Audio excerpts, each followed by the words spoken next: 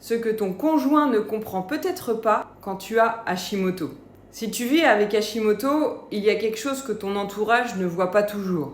Tu ne fais pas semblant. Tu n'es pas paresseuse. Tu ne manques pas de volonté. Tu te bats simplement avec une maladie invisible.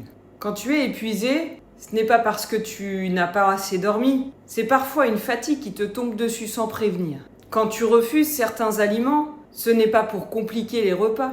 C'est parce que ton corps réagit différemment. Quand tu annules une sortie, ce n'est pas parce que tu n'en as pas envie. C'est parce que ton énergie n'est plus là. Quand tu oublies quelque chose, ce n'est pas parce que tu n'écoutes pas. C'est ce fameux brouillard mental que beaucoup de femmes connaissent. Et quand ton poids change, ce n'est pas forcément parce que tu fais moins attention. C'est souvent un corps en inflammation qui ne fonctionne plus comme avant. J'aimerais que les proches comprennent une chose. Le plus difficile avec Hashimoto n'est pas toujours la maladie. C'est parfois l'incompréhension.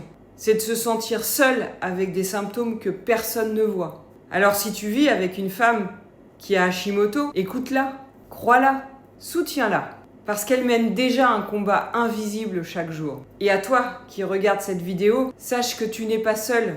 Je sais ce que tu traverses. Et je sais aussi qu'il est possible de retrouver son énergie, de reprendre confiance en son corps et de recommencer à vivre pleinement. Dis-moi en commentaire, est-ce que ton entourage comprend vraiment ce que tu vis avec Hashimoto? Et si tu as besoin d'aide, écris bilan.